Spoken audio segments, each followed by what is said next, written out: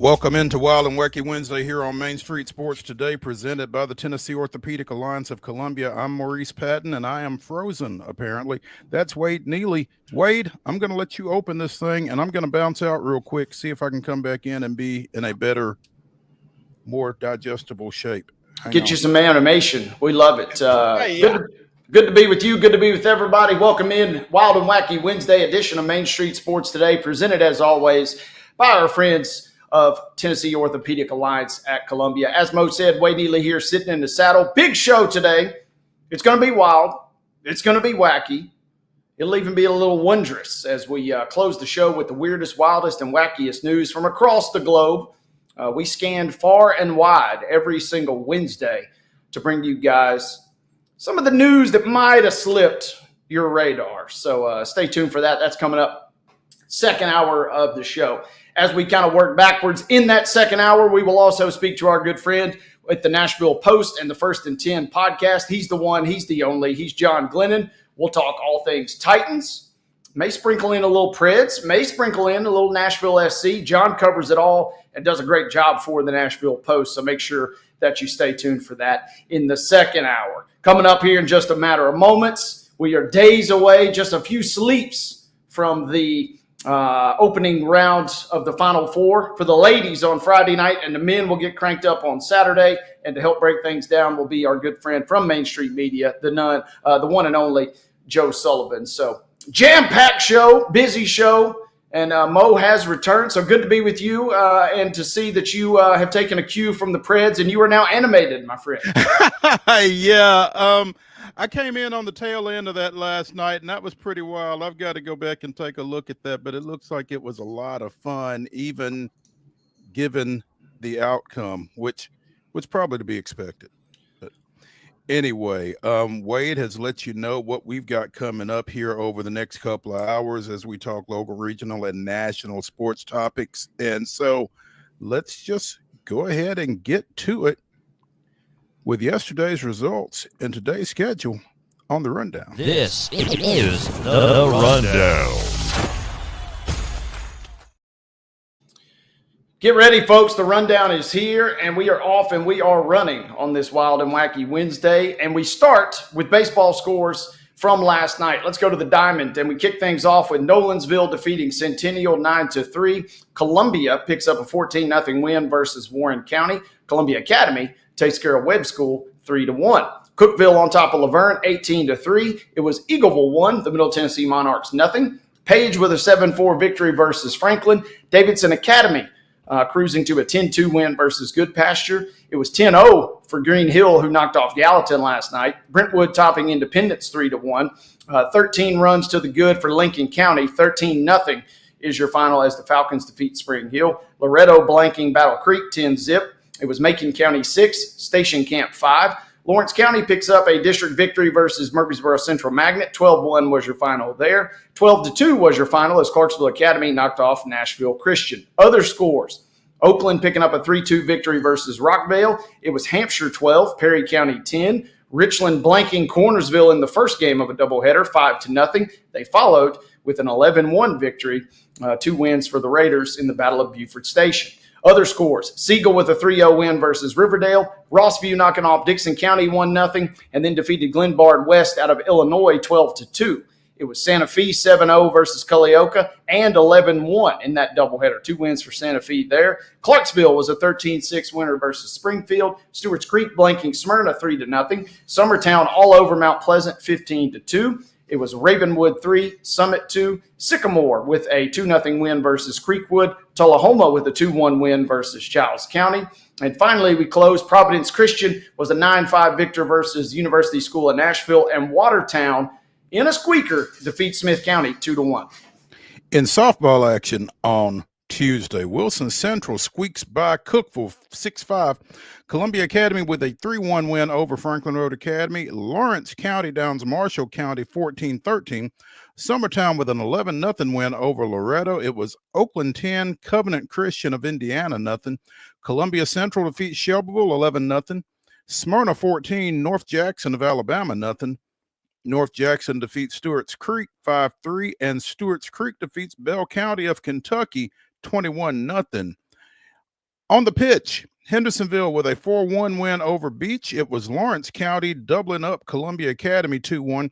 Hume Fogg and Glencliff played to a 1-1 draw. Independence Downs Page 6-2. Overton with a 2-1 win over Lawson. Forest and Richland played to a 3-3 draw. Cookville with a 1-0 win over Smyrna.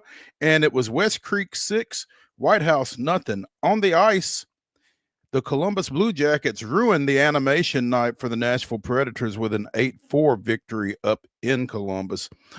In the association, Golden State deals Memphis its third straight loss. 134-125, the Warriors with the win there. More on that here in a bit. And in Major League Baseball, of local interest on Tuesday night, of interest on this show, the San Francisco Giants defeat the Houston Astros and the Dodgers defeat the Braves 3-1 in each case. A couple of 3-1 games that go against Mo and myself. Speaking of baseball, let's tap into today's schedule. Some games that are set to get cranked up right when our show wraps up at 4. At 4 p.m., you got Blackman at Station Camp. 4:30 start times for Independence at Brentwood, Watertown at Smith County. 5 o'clock will be the start time for Columbia at Warren County, Rossview on the road tonight at CPA. Now we get into 6 o'clock starts as Oakland travels to Rockvale and Riverdale travels to Siegel. Capping the 6 o'clock window is Cookeville at Laverne. 6:30 showdowns for Franklin at Page, East Robertson at White House Heritage. Bennett Academy out of Illinois will meet Clarksville Academy at 6:30. Other 6:30 starts include Summit at Ravenwood and Lincoln County at Spring Hill. 7 p.m. first pitch for Green Hill at Gallatin, Mount Juliet on the road at Hendersonville, Stewart's Creek at Smyrna. And we do not have a start time, but our schedule does show Centennial set to travel tonight to Nolensville. In softball action, 5 o'clock start for Waverly at Cheatham County. Also, East Robertson is at Gallatin at 5. At 6, Siegel travels to Tullahoma, and at 6:30, Station Camp is at Wilson Central. Boys lacrosse action out in Rotorville at 6 o'clock. The Green Hill Hawks come calling on the Page Patriots. Major League Baseball starting up here in about an hour. It's the Giants and the Astros in Houston. You can see that one on the MLB network. And at 7:38 tonight, you can see the Atlanta Braves finish up their 3-game series against the defending World Series champion LA Dodgers. Again, 7:38 start. You can see it on the MLB network and on FanDuel Sports. The Sounds are already done for the day. They fell 4-1 to Gwinnett in a 10:05 start this morning. So they are hanging out in Lawrenceville, I guess. The WBIT finals are tonight up in Indianapolis. Belmont taking on Minnesota. That is a 5 o'clock start. You can see it on ESPN2. Ladies and gentlemen, that is your rundown.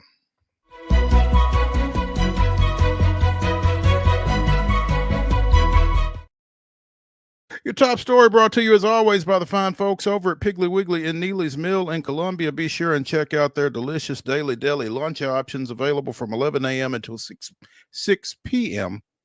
Also, their hand-cut meats and everything is cost plus 10% at the cash register. Piggly Wiggly, Neely's Mill, Columbia, bringing you our top story. And these would kind of be 1A and 1B. Tuesday night in the association was kind of lit for a couple of guys in particular. We talked about Golden State and Memphis. Steph Curry went off, basically, against the Grizzlies. 12 three-pointers on his way to a 52-point night, which was as many points as Golden State lost by back in December at Memphis. 52 points, 10 boards, 8 assists. The last time a Golden State player put up that type of performance from a statistical standpoint, it was back in 1974 when Rick Barry had 64, 10, and 9 against the Trailblazers.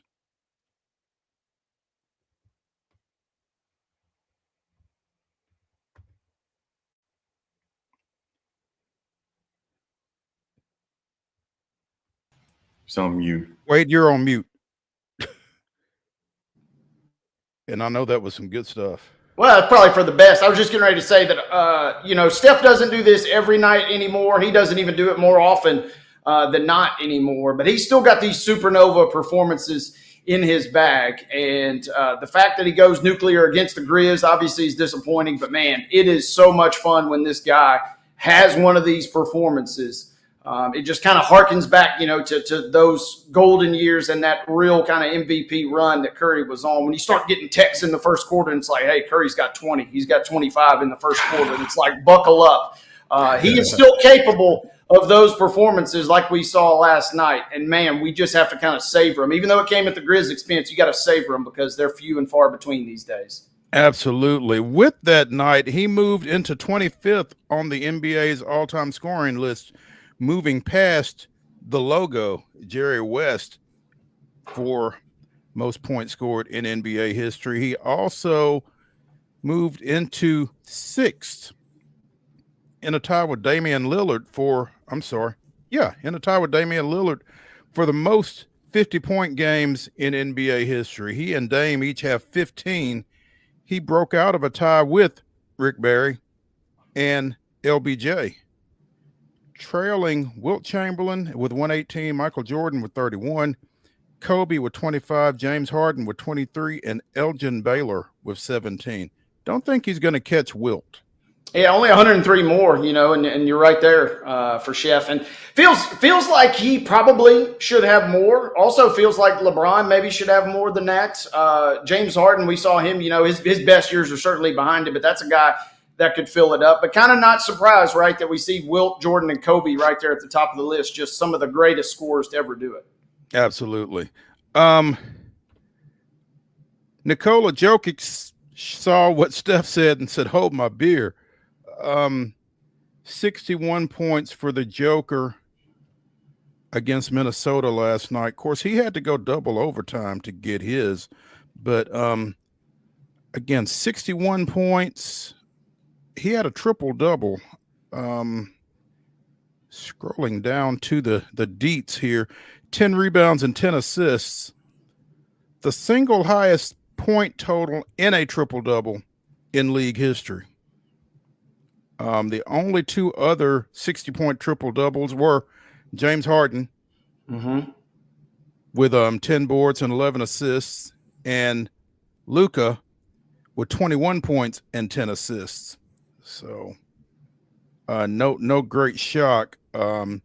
Joker in some pretty high cotton right there. The difference, again, one, he did have to go double overtime. Two, Denver lost 140 to 139, and apparently Russ is being fitted for goat horns in this one. Yeah, he had some gaffes right at the end of the game, and these wins are precious for Denver with just 6 to go. That's going to be one that they probably wish they had back, thanks to the former MVP himself. Yeah, missed the layup and then fouled after Minnesota got the rebound. Fouled on a 3-point try, and Nickeil Alexander-Walker converted 2 of those 3 for the 1-point victory there. That's got to be tough. I don't know exactly what happens in the locker room when you score 60, put up a triple-double, and your team loses. But, man, that's tough. Yeah, and it was a double whammy for the Grizz last night, because not only did they lose head-to-head versus the Warriors, but also the Wolves end up somehow getting the win, like you just mentioned there. So they creep a little closer to Memphis, and the door's closing in for all the teams not named Oklahoma City in the West. And we're getting closer and closer toward that finish line. And the Nuggets, even with that loss, they're not comfortable they're in a battle for 2, 3, and 4 by all accounts, unless something crazy happens. Realistically, probably going to end up 3rd. Memphis, meanwhile, continues to tumble, and they could trickle. They're going to make the playoffs, or they are going to make the play-in tournament. But that is something that, as Greg Gaston told us on Monday, just a month ago, we're talking about Memphis battling and, not having to win that many games to lock up the 2 seed. Now here we are just 30 days later, and we're talking about them potentially sliding as low as 8th playoffstatus.com currently has Memphis as the 8th seed with about a 38% shot. So the fact is they're sliding more toward the back more likely than they are creeping up. And last night's double whammy certainly playing a part of that. Absolutely. I mean, they were in play for the number 2 spot in the conference, and Houston has pretty much secured that coming out of the Southwest Conference. But it's an interesting slide here all of a sudden for Memphis, and adding insult to injury, Ja with the gun fingers during last night's game. That's now being looked into by the NBA. You got to hope if you're Memphis that they don't take any action against him that would impact the rest of the schedule as a result of that. So living on the edge are the Grizzlies all of a sudden. Yeah, no doubt. And they, like I said, they feasted on cupcakes throughout the majority of this season and wanted to buy in and kind of, I put on a brave face, but they're still a deeply flawed team in terms of real postseason contention. Everything kind of was hinging. Them winning a series, maybe 2, was so much contingent on finishing probably in the top 2. And as they continue to slide, it is not looking solid. And I mean, you're just wondering where the wins are going to come from. We also talked with Greg that their schedule was an absolute gauntlet just in the last 3 or 4 games, and they're going to close with basically every team from here on out gunning for playoff position, pardon my pun there, except for the Charlotte Hornets, who they have to do battle with coming up soon. So Memphis is in a real pickle here, and it's going to be tough, and Godspeed to the boys out there on Beale Street. Yeah, they travel to Miami tomorrow night and at Detroit on Saturday, to your point. Finish up that road trip at Charlotte a week from Tuesday, and then they come home for the T-Wolves, go to Denver, and host Dallas to close it out. So, yeah, Godspeed, as you said. Let's take a break here on Main Street Sports Today, presented by the Tennessee Orthopedic Alliance of Columbia. When we return, we'll be joined by Joe Sullivan of Main Street Media talking a little college hoops. Stick around.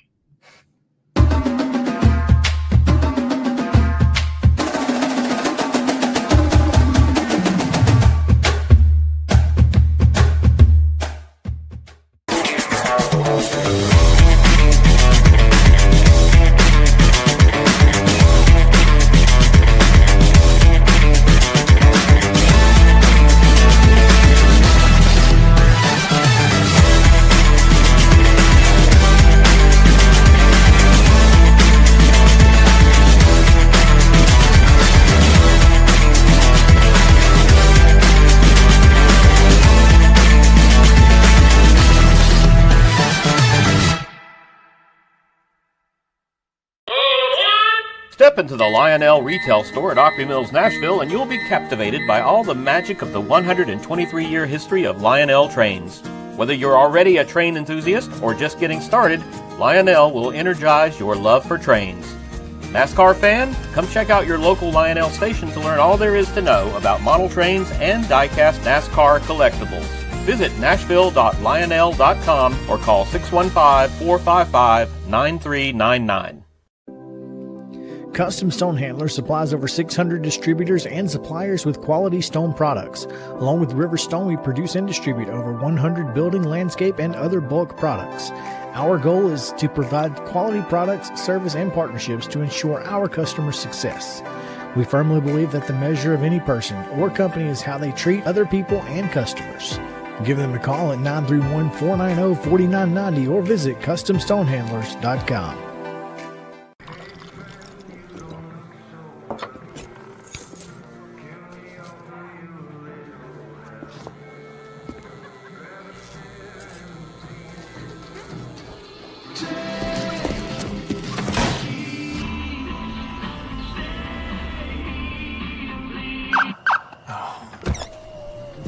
You're seeing the signs too, right? What signs?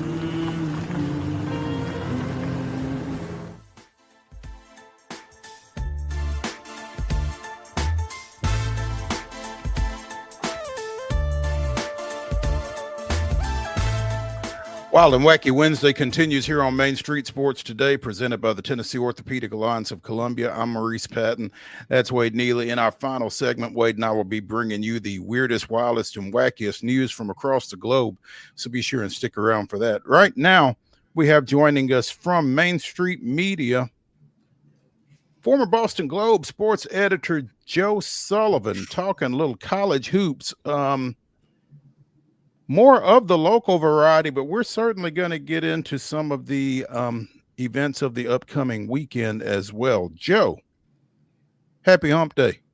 Hey, I'm ready for you, Mo. Whatever you want to discuss, I'm ready. All right. I like that. I like that. Stay ready so you don't have to get ready. Hey, what are your thoughts heading into Saturday's national semifinals? Florida, Auburn, Duke, Houston. Well, here we have 4 number ones, sort of befitting this tournament, wouldn't you say? 4 number 1 seeds, the tournament of no upsets, no Cinderellas, and I guess what it gives us is 2 and hopefully 3 very good matchups looking ahead. I would say that this isn't. We're not going to put hashtag breaking news on this next statement, but Duke really does seem like the best team. And it sort of dawned on me watching Duke play last weekend that I've sort of been underestimating them perhaps a little bit this season. I mean, I'm going to refer to our I wish he's our friend, Jarrett Burson, the statistical expert. That Make it happen. Make it happen, yeah, Joe. We'd love to be his friend. Yeah, he used to work at ESPN. Now he's in law school, but he still tweets out these marvelous stats about college basketball and about Duke. They've scored 85 or more points in all 4 of their NCAA tournament victories, and it's the first team to do that since Indiana in 1992. And you gotta feel like that's going to come to a screeching halt this weekend, though, don't you? We'll see. We'll see. They've also won. They have 22 wins of 20 points or more, which is the 5th most in the history of college basketball. So that's dominance. They really are dominant. And I guess I just thought, the ACC is not the ACC that we're used to, and they took advantage of that. Doesn't mean they're not really good, but watching them last weekend, I guess I decided they're great, and especially Cooper Flagg. We have to start there with what a great player he is, and an all-around player, a guy who can play both ends of the court, not selfish, can make all kinds of different shots. Really is a remarkable prospect for the NBA, I would say. But also what Duke got me, I guess I didn't realize this, is how good their big guys are. They're really tough inside, and they might throw too many lobs to these guys, it seems like, because they just think they can grab anything and just dunk it. But also defensively, they have great big guys, and they have depth. And so, again, I'm not breaking news here, but boy, Duke looked great to me. Joe, I was just going to ask you, this Duke team, they're borderline, dare I say, likable in the sense that they seem to kind of be buying in and playing for each other. And you mentioned it, all 7'2" of them. Kaman Malak, I mean, this guy just feels like he's flying so much under the radar because what Flagg is doing. But this guy's got some moves, and I'd be curious to see where and if he ends up, maybe not this year's draft, but going forward. You just don't know with the NBA, though, how they don't value inside play. I guess certainly rim protection they value, and he brings that. But I mean, Con Knippel, talk about running under the radar because he's the other freshman, and he's just flat out great player, and he's a 90+ free throw shooter, and they're well coached. No, I guess we shouldn't be surprised at that by a 36-year-old guy, 37, very young-looking John Shire. Mo, did you see what they were making fun of him about last weekend in Chicago?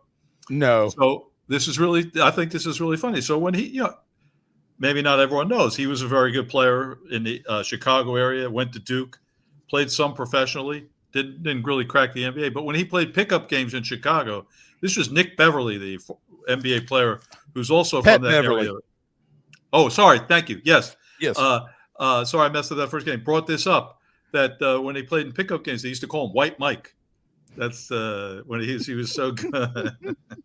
They said he would go all around town. town. He would go all around town looking for pickup games, and he was apparently must-see TV when he was out at Glenbrook North. Yeah, he was the real deal in high school apparently, and there's a clip of him, I guess at a practice during the season, just knocking down jump shot after jump shot from in front of the Duke bench, asking his guys, "Do you trust me?"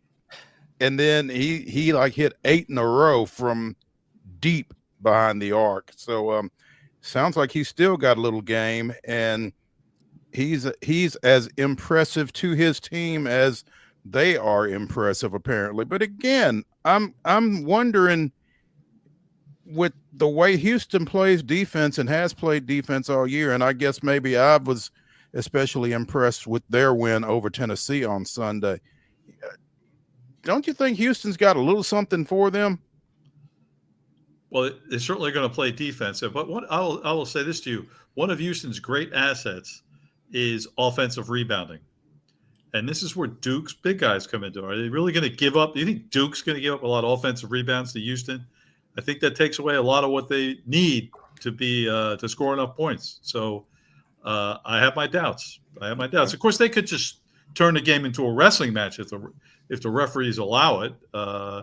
And Kelvin would probably love that, the Houston coach, Kelvin Sampson. But I hope they don't. I think that's not the way basketball should be played.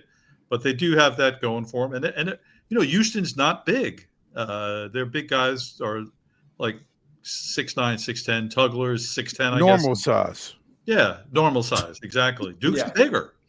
So we shall see. I think Houston's it sounds almost silly to be derogatory about them because they're so good, Houston. I mean, that's why they're a number one seed. But Duke has just impressed me so much in recent weeks that I've come to that conclusion. Is that the headliner? Oh, so the other game you don't like as much? I'm asking. I mean, we've seen that game once, maybe, and maybe that's why maybe there's not as much talk or conjecture about it. But between the way that game went the last time they met and the way Florida has played here in the postseason, including the SEC tournament, is it almost a foregone conclusion that Florida takes care of business again, or what? I don't think we can call it that. I think Auburn. We did talk about Auburn regressing, but they're in the Final Four, so they haven't regressed that far. And Broome was tremendous and courageous in that regional final, and he had eye-popping numbers. But Florida beat them the last time they played them, and I think Florida is battle tested. I'll phrase it that way. They've had some close games, which they asserted themselves at the end.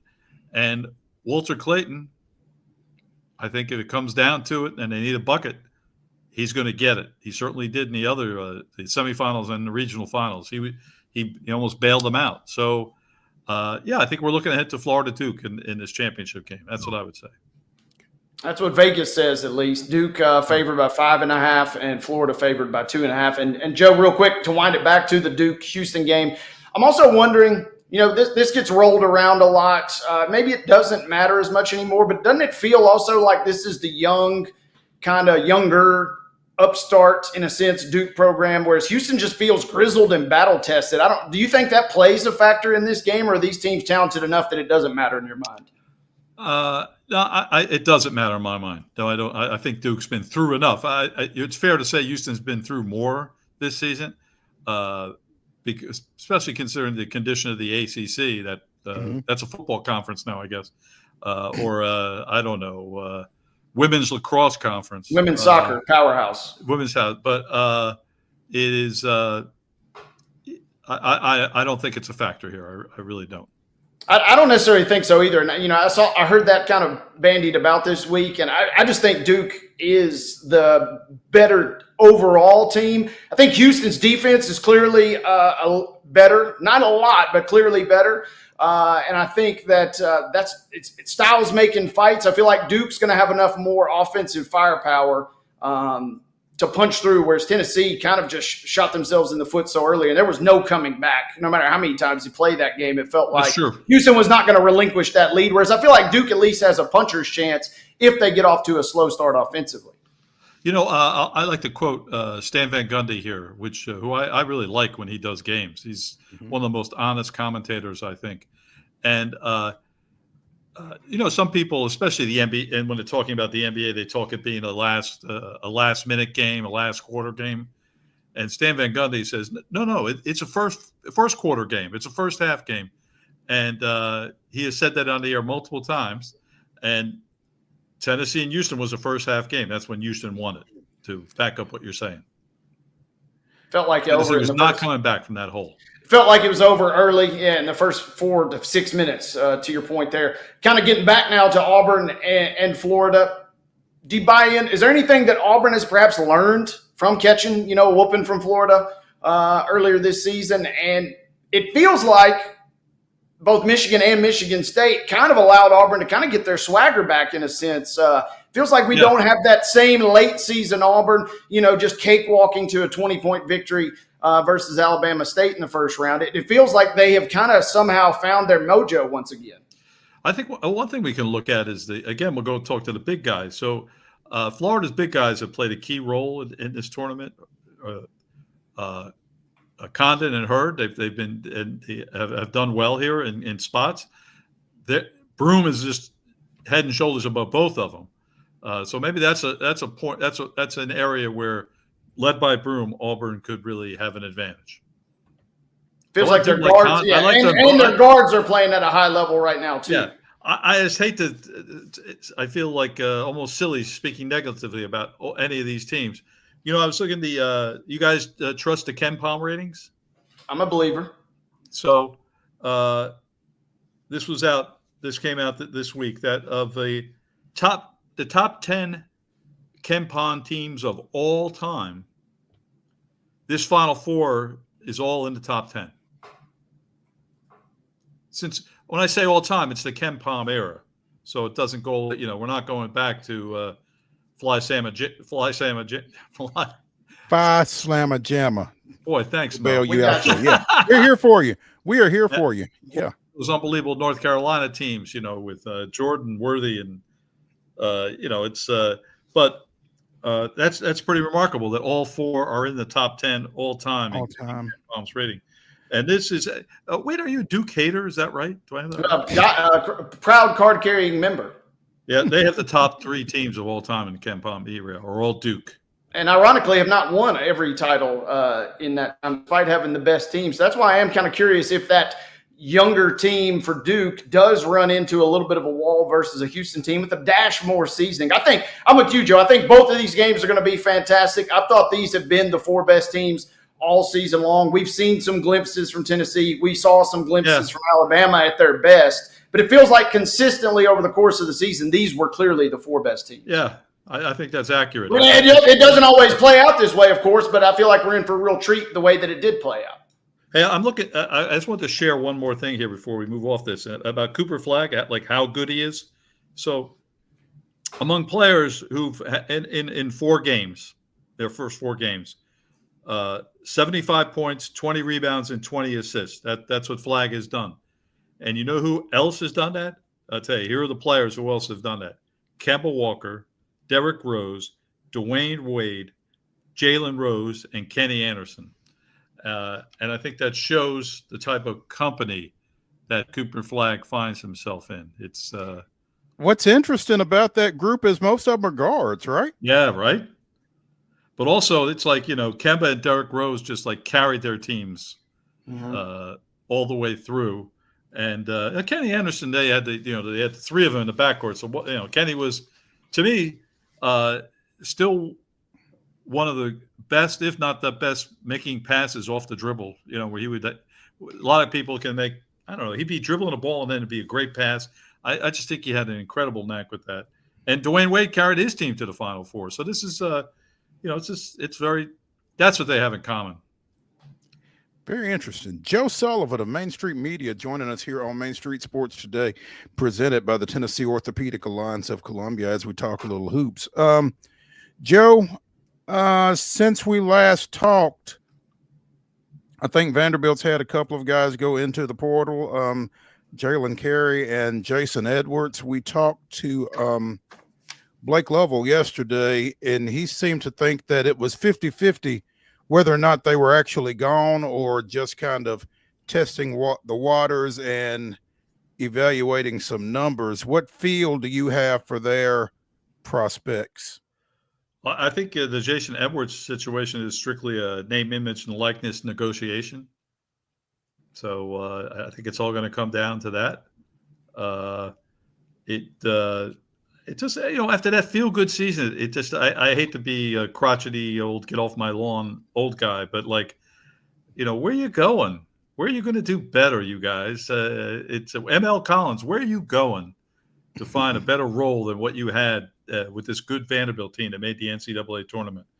It is, Tyler Nickel, another key player for them, announced he's staying. So that's good to hear about. Look, we'd like to hear more of that. Right. You guys, I'm really getting confused about the transfer portal because there's at least two people in the last couple of days who went into the transfer portal, Jonathan Pierre of Belmont and Cameron Western of Middle Tennessee, who I didn't think they had any eligibility left. And so I don't know. They got to be a transfer to the G League, but it is apparently like Jonathan Pierre from Belmont, the 6'9" forward, is applying for a waiver. Diego Pavia has just paved the way for everyone who thinks they can stay forever. It is so he's got to get a waiver to play. I assume the same thing's true for Cameron Weston. I don't see how he has another year left, but I could be wrong about that. Who knows? Who knows these days? It is the one thing I say. I was trying to get some information about Jacob Bogdanovic, the Lipscomb star who's in the portal, and a very nice situation where his coach Lenny Acuff knew he was going to do that, and the whole year knew it and wished him well. And so it looks like the Big Ten bound for Jacob in some way. He's that's the interest. Big Ten schools are talking to him, and he's interested in going to the Big Ten. I don't know specifically which ones. He's originally from Wisconsin, so I can actually see him fitting in with that program. Couldn't you? Wade would probably like to see him in maize and blue. Yeah, well, bring him in to replace Golden, baby. So some strange things with Michigan. Trey Donaldson in the portal, their guard. Why is he leaving? He had a great season for a great team. Joe, I think it's a little bit similar to Vanderbilt in the sense Dusty May and Byington kind of just grabbed, and I guess Calipari in a sense, kind of just grabbed whatever you can and just somehow wrap it all together with duct tape for this season. And then if people want to stay, that's fine. But it almost feels like some of these coaches just grabbed whatever they could for the 1 year rebuild. And then maybe, if a kid wants to leave, great. If not, I don't know. I just have an odd feeling that it's got something to do with that first year coach experience. Maybe they didn't necessarily, maybe that was the best offer they got last year, Vanderbilt or Michigan. And now all of a sudden Donaldson maybe thinks he could apply his trade somewhere else. But that one did kind of catch me a little off guard. So here's something funny over the weekend. So North Carolina point guard, am I going to say it right? Cadu, he switched her to Michigan. You know what I'm talking about? Cadeau, the point guard from North Carolina. Cadeau would be my Cadeau. guess. Thank you, Yeah.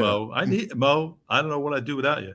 And he transferred to Michigan. And you're watching TV, and a commercial comes on for Marriott. And he's in it, still wearing his North Carolina gear. It's pretty funny.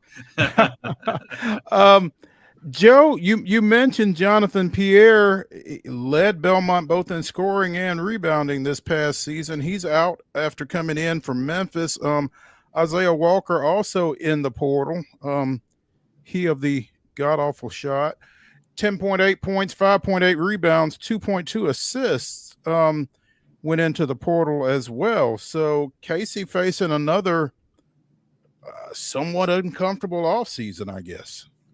So I guess I'm going to. Yes, he needs to get a point guard in the portal, I would say, to replace Carter Witt. But I think otherwise, he has Tyler Lumblade coming back, who is the leading three-point shooter in the country. He's got Sam Orm, the 6'9". These guys should all go in the portal tomorrow, but they're not there now. Sam Orm, the 6'9" forward, very tough. Brigham Rogers, the 6'10" center. Drew Charnowski, the 6'9" forward. Aiden Noyes, who's hurt a lot of the year, again, like a 6'6" forward. They're all going to come back. And, I mean, they have 3 freshmen sit out. You talk about an unusual situation. Casey going against the grain here, where the red shirts are unusual these days, I think, where it used to be, especially big guys, you'd see them redshirted. It doesn't happen. So all 3 of his freshmen were redshirted, and I think they have high hopes for them jumping right in. The 3, Jabez Jenkins, Owen Dillon, and Connor Haynes, none of them are point guards, though. All 3, neither of them, none of them. So I think we got to look for Casey to snatch some sort of point guard out of the transfer portal. And then the rest of this is their nucleus, which has potential. You got to be careful redshirting guys these days, don't you? Yes, you do. That's why it was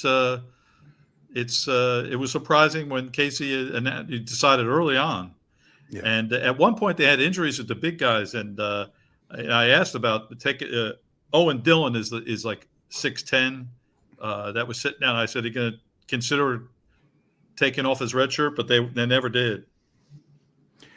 Joe, it was announced earlier this week, Vanderbilt first-year coach Mark Byington has been named the Skip Prosser Man of the Year, which in coaching circles, that's a heck of an honor, an award, excuse me, in memory of the former Xavier and Wake Forest coach. I mean, there was none better than him. And so Byington wins that in his first year at Vanderbilt. And again, we spoke with Blake Lovell yesterday on the show, right as news was coming out of Buzz Williams leaving Texas A&M to take the Maryland job. Do you feel like Byington is going to be in play, if not for A&M, which sounds more and more like it's Chris Beard's job to turn down, but is he going to be a late add to this coaching carousel, do you think? Or can Vanderbilt fans be comfortable? I have no information on this, but he has to be a candidate based on what he did at Vanderbilt his first year and the teams he had at James Madison, which did so well. You know, his last year at James Madison, they won at Michigan State, I believe. They had a landmark win, and I think if there's a school like Texas A&M that has more, I'll phrase it this way, more of an investment in college sports than Vanderbilt, they can write a big check. So it's I assume he would be interested in that. You'd have more assets in Texas A&M than you would at Vanderbilt. Doesn't mean, look, he won at Vanderbilt. He can improve upon that. But it's just that if you're thinking in terms of facilities and money, I mean, Texas A&M and all their oil graduates, their fossil fuel graduates, they got a lot of money. Yeah. Joe Sullivan of Main Street Media joining us here on Main Street Sports today. How much attention are you paying to the college basketball crown, Joe? I just look at the scores. I have not watched the games. I did watch the NIT last night, though. Tell us about it, because I didn't. 2 very good games. So the Cal Irvine coming from behind to beat North Texas, much like they did when they played at Belmont. And then Chattanooga, Dan Earl, beating Loyola Chicago. So that's going to be the NIT final. And, you know, this is going to be a thought crossing our mind. Came from behind to win that game. They were trailing for a good chunk. They did. So would the NCAA tournament have it better with Cal Irvine and Chattanooga in it? And, yeah, I say in Texas and North Carolina? Yeah, I think it would have been a better tournament if those teams were in it. There we go.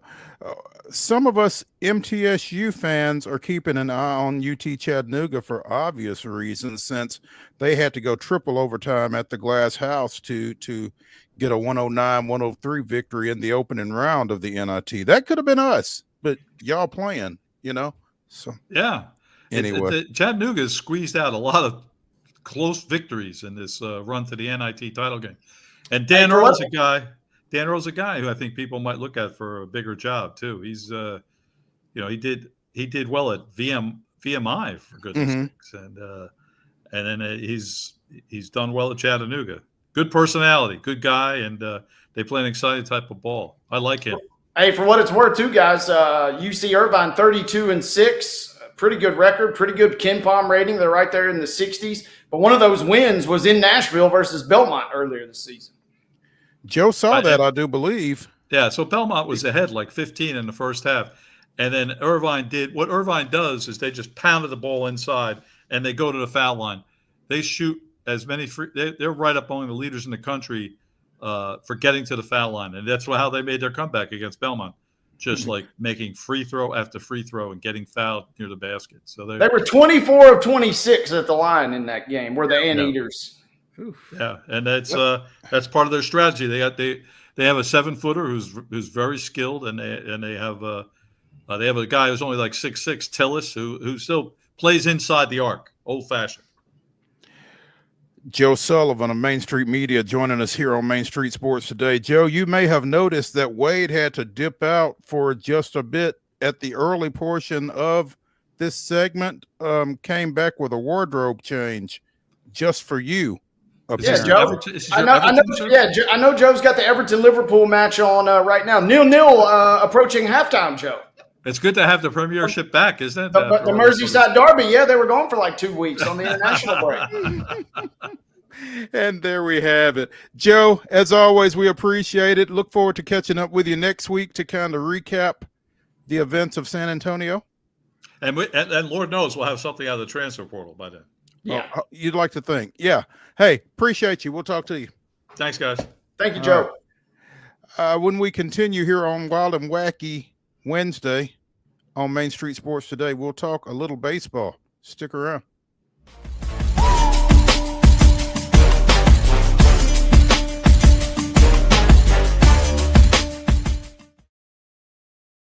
At Delta Dental of Tennessee, we know our success begins and ends with providing superior quality service, and that includes serving those who need it most. This year, we're celebrating 25 years of giving back to the community we call home. Delta Dental, along with our Smile 180 Foundation, supports Tennessee's dental colleges and oral health education, children's hospitals, free and reduced cost dental clinics, and other like-minded charities. Here's to the next 25 plus years of ensuring healthy smiles.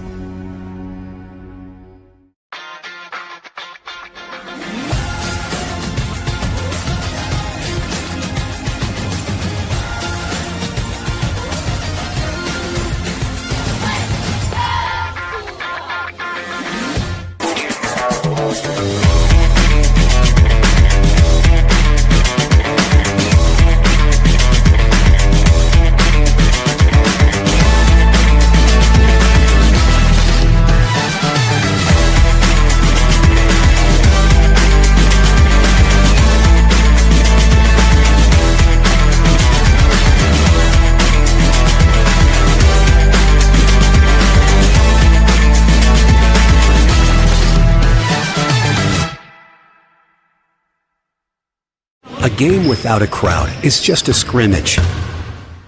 A performance without an audience is just a rehearsal. Without your presence, high school sports and the performing arts aren't possible. Ensure that these essential extracurricular activities continue to enrich the lives of students in Tennessee. Purchase a ticket to your local high school's game or performance. This message presented by the TSSAA.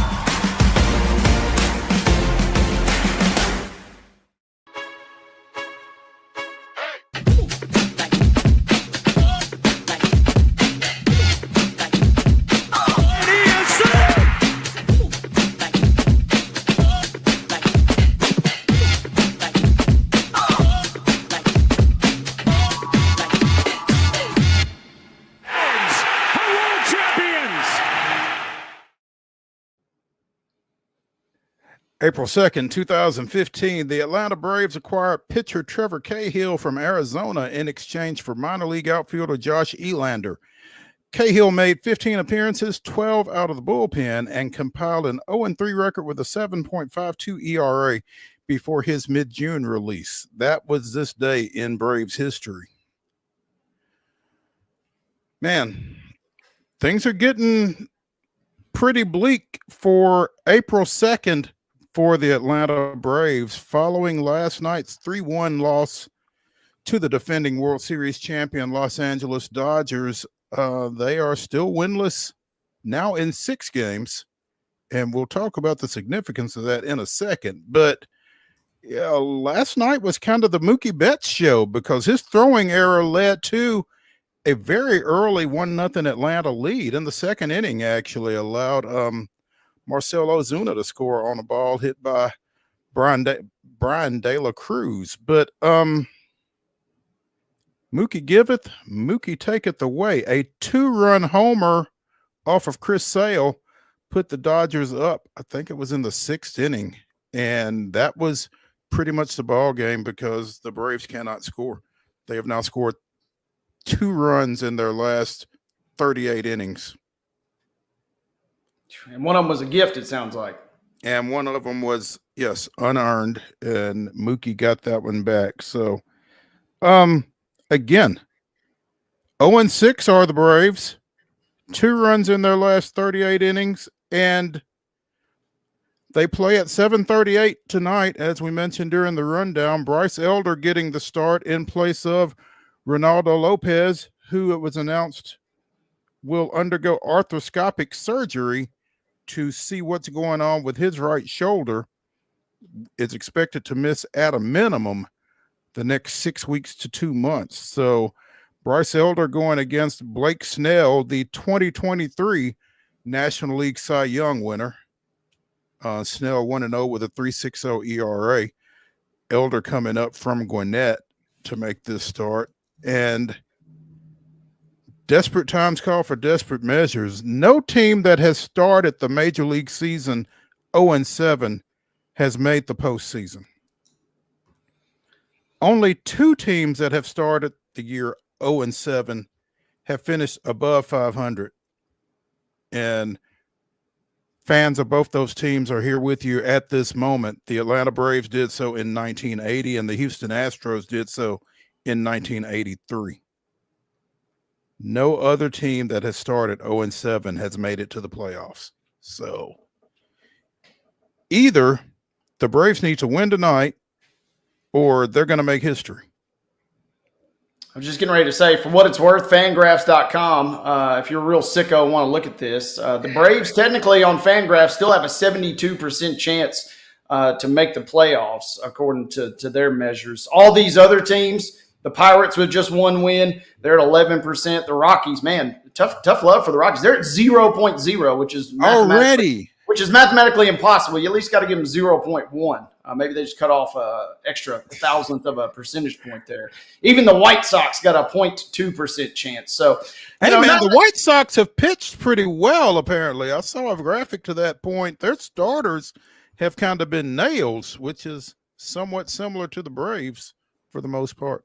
So, yeah, they played well. And real quick, you mentioned Mookie Betts earlier too. Second time this season, I watched the finale on Friday. He walked it off versus Detroit in extra innings in a clear walk-off situation. But if you factor in the score yesterday, that means that's the second time this season that he's provided the winning runs via the long ball. So Mooks with 3 home runs already, and 2 of them have basically secured the win. So despite missing all that time and despite that crazy illness, he's playing well thus far. Yeah. Clearly it hasn't, impacted him too greatly. And, on one hand, we're glad that is the case for the former Overton High School standout. But as I was saying last night, he didn't have to do that to us last night. He could have let us get out of town before resuming his super mookiness. So, yeah. Braves struggling. No way around it at this point. Good news, bad news about baseball. They're both the same. It's a long season. Long season. You got plenty of time to make some corrections. Bad news is if it's the corrections don't get made, it's a very long season. Yeah, and I mean, again, Acuna's out there, Strider's out there. They're both going to be back at some point. You know they're going to make you better, but things do not look very good right now. And it's kind of tough to watch. And you know, I know there's time. There's specifically 156 games remaining to be played, so the bulk of the season is out there. But man, it's a rough start. Houston, meanwhile, falls to 2-3, as Logan Webb goes 7 strong for the San Francisco Giants in a 3-1 victory there. So former Brewer Willie Adames adding a 2-run double for all the runs that San Francisco would ultimately need in that one. Yeah, Houston's, like I said, I got a feeling it's just going to be kind of a blah season, and they're going to need the rest of the division to be kind of blah with them to probably realistically make another run at the AL West.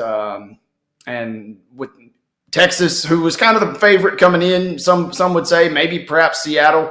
But it felt like those 3 teams kind of were your favorites maybe in order. Texas off to a little bit of a fast start. So Houston kind of needs to start clicking some wins together here. That Fangraphs is not as kind to you as to me as it is to you, Mo. The Houston Astros currently at 48% to make the playoffs. So they need a little extra juice at the moment. At 48%, despite being 2-3, the Braves are at 72%, despite being 0-6. That's kind of crazy. Houston's only run a solo shot by Jose Altuve last night. Houston having scored 3 runs or more just twice in this first 5 games. So it sounds like the Astros and the Braves are kind of singing out of the same choir book to some degree. Yeah, and the frustrating part is at least, if you want to chalk it up to Atlanta, they've been on the road. Houston's been playing at home. Maybe dropping Minute Maid has thrown the guys for a loop here. Hadn't been able to get much, and they're a favorite in tonight's game, but not by much. Valdez is going, so you hope that gives you enough of a jolt. But yeah, you're right. If you're not scoring the runs, who knows? And I guess also, it's worth pointing out maybe Houston's bad, maybe San Francisco's good. We're not sure just yet. But if San Francisco is good, what a fun division that could be this year. We already saw what the Padres can do. We certainly know what the Dodgers can do. And then San Fran sitting there at 4-1. That could be a little more fun race than I think a lot of folks anticipated. Yeah. They get started 10 minutes after the hour. So here in about 12 minutes or so, it'll be Landon Roop getting the start for the Giants and Framber Valdez going to the bump for Houston in that one. You mentioned the Padres. They and young center fielder Jackson Merrill, 135 million extension that was announced earlier today. Merrill's getting paid. That is a lot of In-N-Out burgers, my friend. And good for him. I mean, you can go animal style with that kind of payday right there. That is a big time. That is big time payday. And yeah, he's playing well and well deserved. We saw him, right there neck and neck with Skeens for the Rookie of the Year battle. It's San Diego. It looks like they're for real. They got a fun one this afternoon here in a minute versus Cleveland. Hey, we talked about the torpedo bats. We're going to continue to talk about the torpedo bats, I'm sure. And we wondered whether it was the Yankees bats or the Milwaukee Brewers' arms. Well, the Brewers are saying maybe it ain't our arms after all. 5-0 shutout victory over Heather's Kansas City Royals yesterday. So maybe Milwaukee just kind of getting off to a slow start, shaking off some rust. Those two go at it. Yeah, it's they're in the bottom of the 10th right now. I got this game pulled up. The Brewers got the bases loaded, imminently about to walk this off if they can pull it off. 2 outs, 2-2, bottom of the 10th at American Family Field. So we'll keep you posted on that one as our number 1 here on Wild and Wacky Wednesday comes to a close on Main Street Sports Today, presented by the Tennessee Orthopedic Alliance of Columbia. When we come back, we'll get into hour number 2 At the final segment, we will bring you the weirdest, wildest, wackiest, and most wondrous news from across the globe. But immediately upon our return, we'll talk some football. Stick around.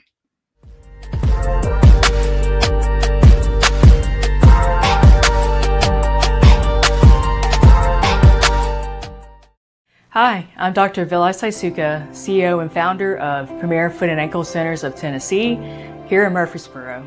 We offer foot and ankle care from ingrown toenails to diabetic foot wounds. We also fix ankle fractures and things like that. Call us today to schedule an appointment. We look forward to seeing you. Because here at Premier Foot and Ankle, we believe that the journey begins with happy feet.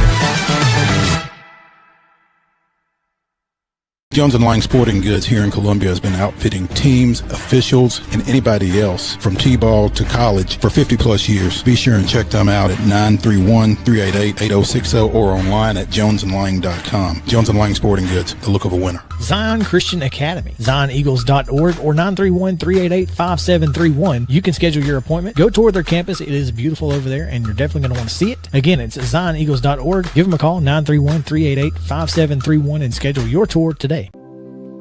Custom Stone Handler supplies over 600 distributors and suppliers with quality stone products. Along with River Stone, we produce and distribute over 100 building, landscape, and other bulk products. Our goal is to provide quality products, service, and partnerships to ensure our customers' success. We firmly believe that the measure of any person or company is how they treat other people and customers. Give them a call at 931-490-4990 or visit CustomStonehandlers.com.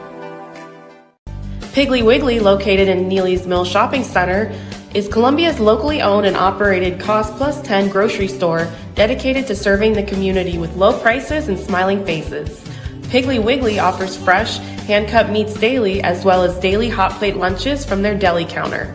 You're certain to see smiling faces and a helping hand when you're here at Piggly Wiggly. Come by and check out our fresh produce, high-quality meats, and more. Down home, down the street, we'll see you at the Pig.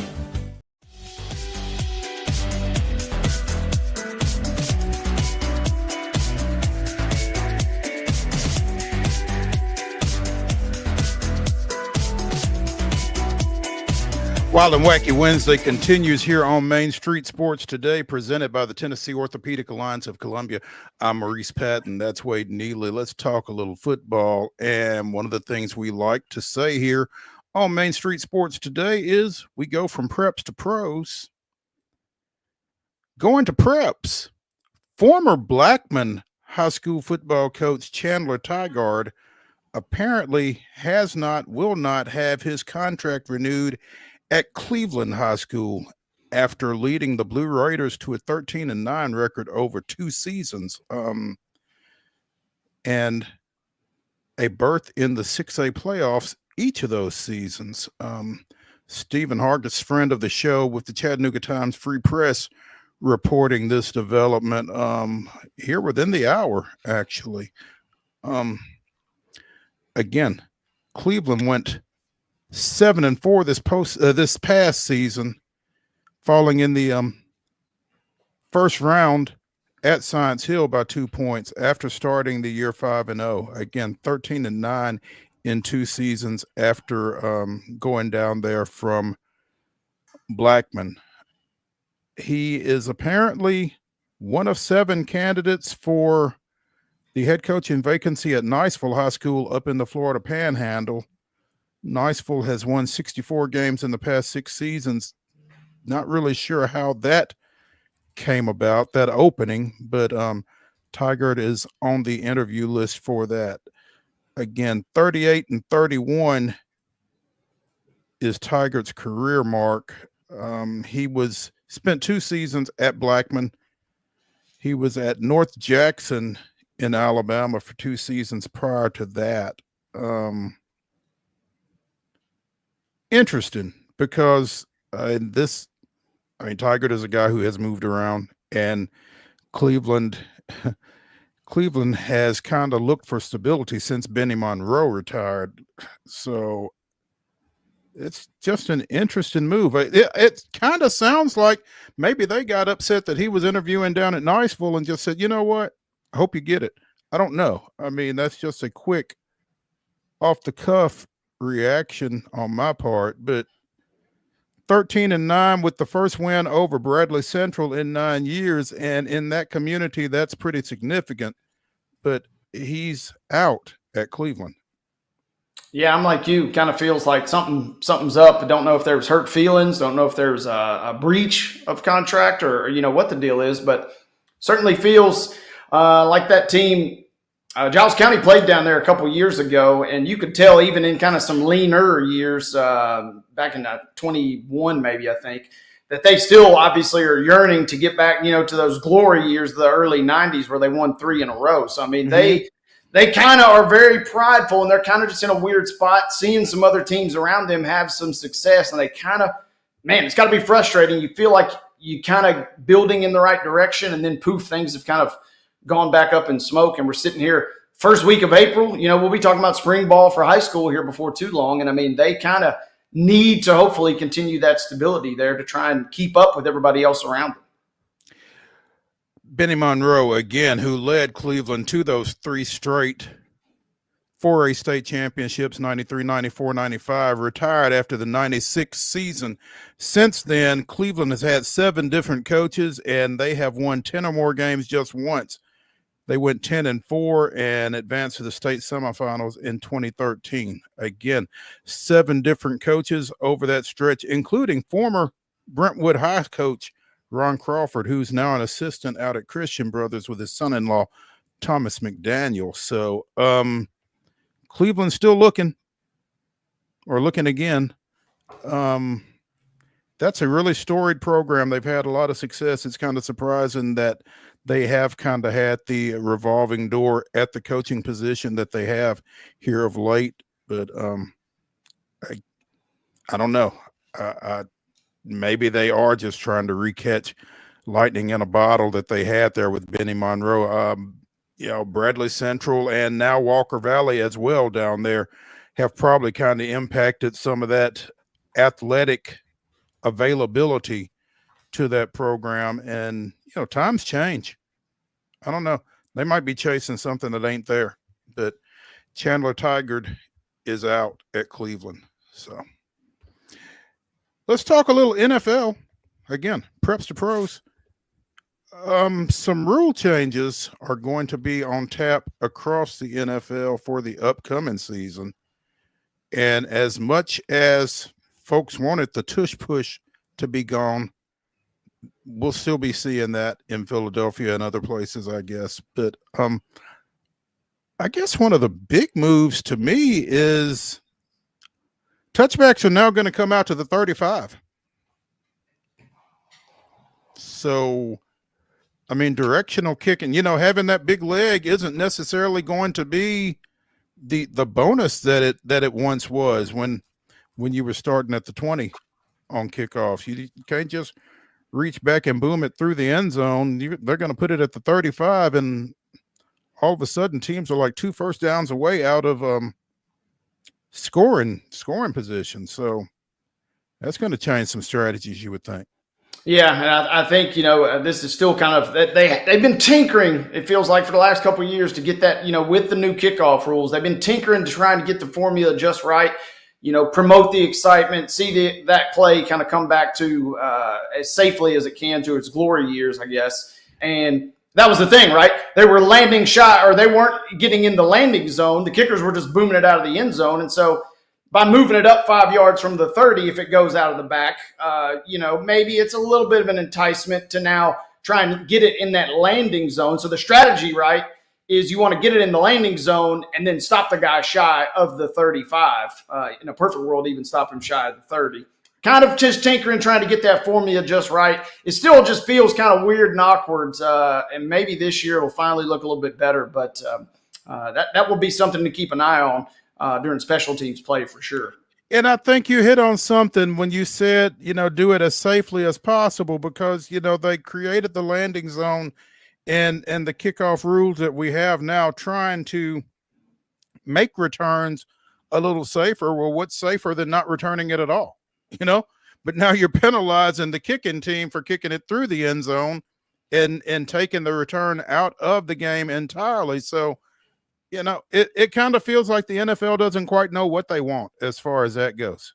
Yeah, that's right. I mean, they're trying to find that sweet spot of giving the fans a little excitement.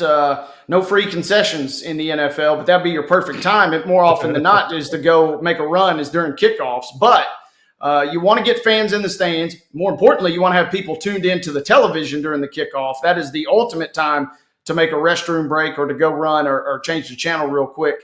When you got a timeout coming, you got a kickoff going out of the end zone, and you probably got another timeout coming. Right.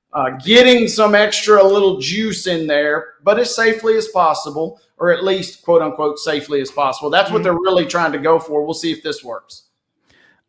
Overtime rules are going to see a change as well. One, they're going to go from 15 minutes to 10, but two, regular season OT will reflect postseason overtime, in that both teams are going to get a possession regardless of what the first team possessing the ball does with it. And it feels a little bit more equitable, really, in the grand scheme of things, because a lot of times you felt like if you lost the flip there to start overtime, you were pretty much done. Yeah, for sure. And I mean, we've seen it play out a number of different times. It feels like the Bills have been snake bit by this. We talked about Baker Mayfield hanging his head when they lose the coin toss in Kansas City in a regular season game this year. The interesting thing, though, and they've been at 10 minutes for a couple of years, but the interesting thing is the game theory that goes into play behind this now.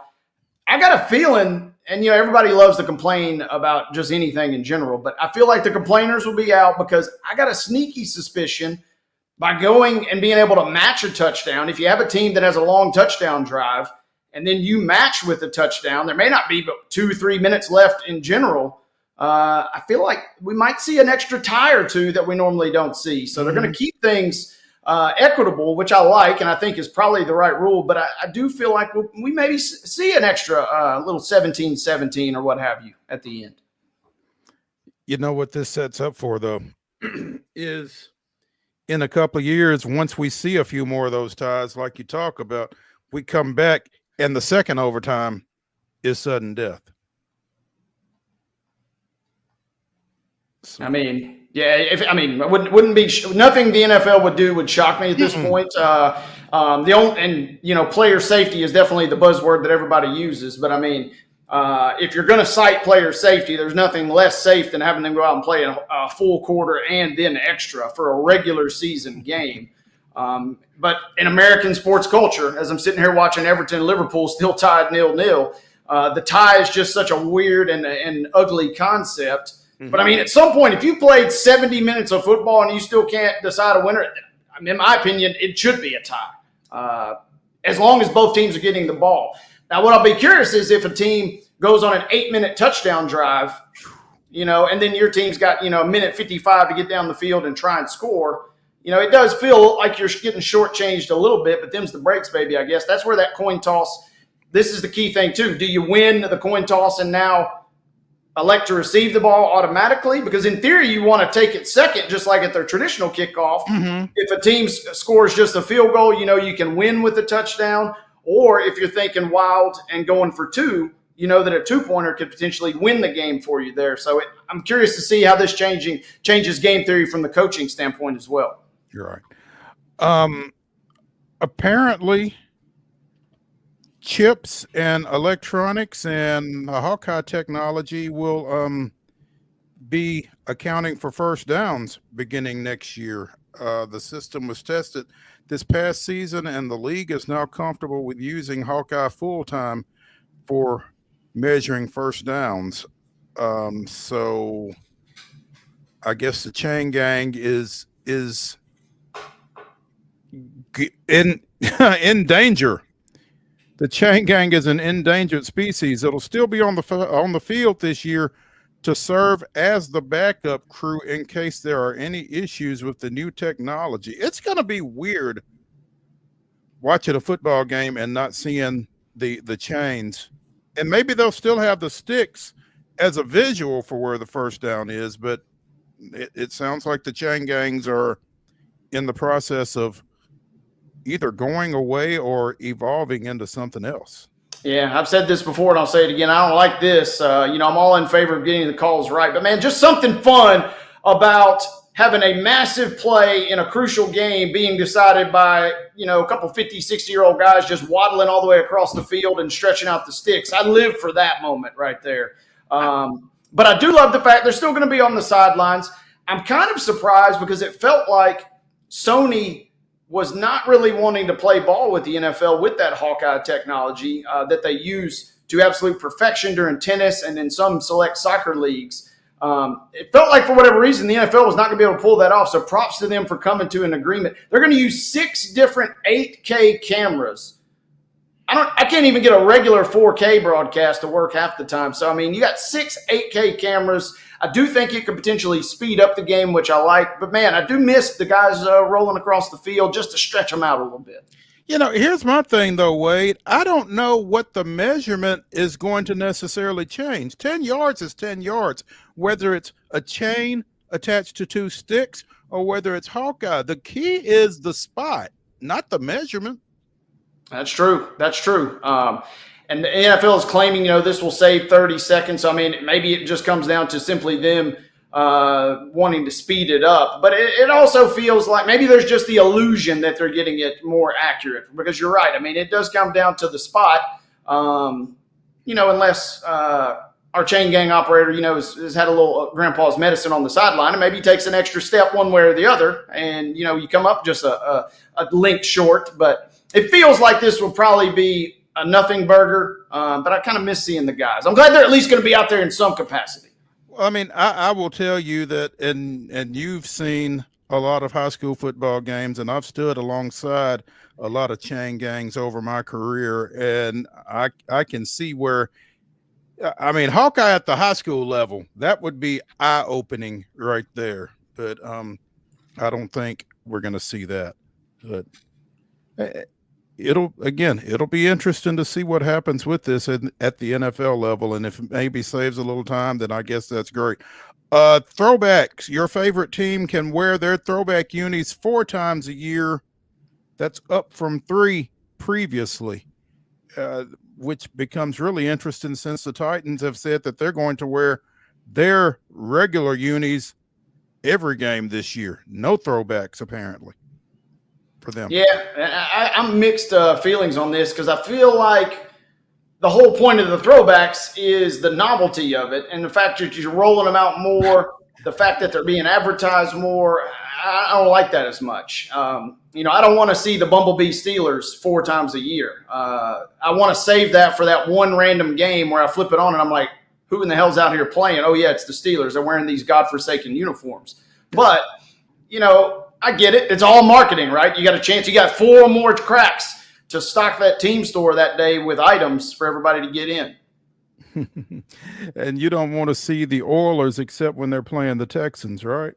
Well, unfortunately for them, it's been a comedy of errors versus the Texans. They've lost the last 2 games. They've won them. They beat the Falcons 2 years ago in them, but it has not been pretty for the Titans. But it was comical that kind of almost simultaneously – the NFL announces you can wear them more, and the Titans says, you know what, we're going to wear them less.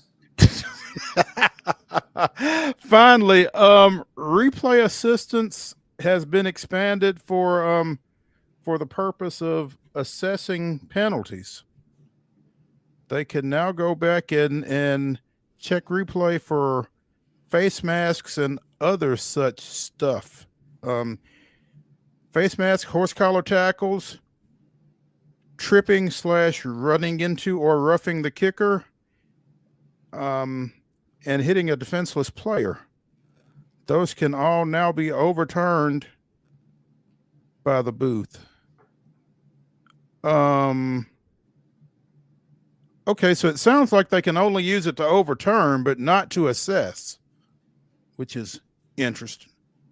Yeah, it seems like a flag's got to be on the field. And, Sam Darnold is sitting there thinking, I could have a whole lot more money if you'd called that face mask in that game against the Rams, right? It feels like we'll get there with Hawkeye, with this capability. It feels like we could, as long as we can expedite it and kind of get things turned pretty quickly, that's what we're ultimately shooting for. But, man, yeah, there have been some big misses over the last couple of years. No doubt. Finally, Gary Danielson is going to be stepping down as color analyst for CBS college football games at the end of the 2025 season. Well, we'll just leave that alone. At the end of the 2025 season, Gary Danielson will be stepping down. His replacement, former University of Tennessee defensive back Charles Davis. Pretty sweet gig for Mr. Davis. I guess he'll be coming off of NFL games, but he's going to be the lead color analyst on Saturdays. And this would mean more if CBS still had the SEC, obviously, but it's a great gig regardless for Charles, who's done a fantastic job for a long time. Absolutely. Gets the call up, gets the bump, to their biggest product on Saturdays. So well-deserved. And, a lot of folks have wondered, if he'd be in the mix as maybe, tag teaming with Mike Keith. And it feels like we got our answer now. He's going to be booked up in Big Ten action more often than not on Saturdays. That would have been pretty sweet, actually, by the way. But, yeah, good for Charles. I mean, getting some love either way. Again, has done a great job for a long time. So let's take a break here on Wild and Wacky Wednesday on Main Street Sports Today, presented by the Tennessee Orthopedic Alliance of Columbia. Again, in our final segment, Wade and I will be bringing you the weirdest, wildest, and wackiest news from across the globe. But when we come back, we'll be joined by John Glennon from the Nashville Post talking Little Titans. Stick around.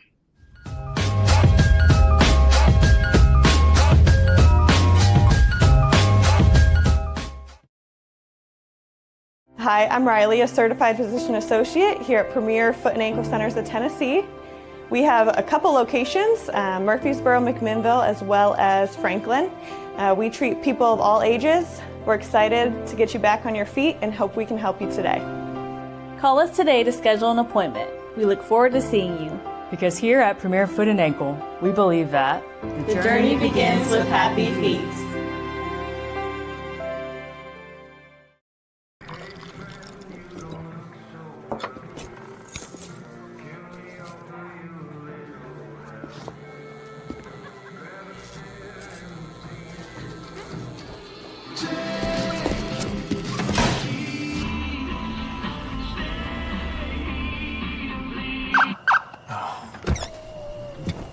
You're seeing the signs too, right? What signs? Jones & Lang Sporting Goods here in Columbia has been outfitting teams, officials, and anybody else from T-ball to college for 50 plus years. Be sure and check them out at 931-388-8060 or online at jonesandlang.com. Jones & Lang Sporting Goods, the look of a winner. Zion Christian Academy, zioneagles.org or 931-388-5731. You can schedule your appointment. Go tour their campus. It is beautiful over there, and you're definitely going to want to see it. Again, it's zioneagles.org. Give them a call, 931-388-5731, and schedule your tour today. Piggly Wiggly, located in Neely's Mill Shopping Center, is Columbia's locally owned and operated Cost Plus 10 grocery store dedicated to serving the community with low prices and smiling faces. Piggly Wiggly offers fresh, hand-cut meats daily, as well as daily hot plate lunches from their deli counter. You're certain to see smiling faces and a helping hand when you're here at Piggly Wiggly. Come by and check out our fresh produce, high-quality meats, and more. Down home, down the street, we'll see you at the Pig.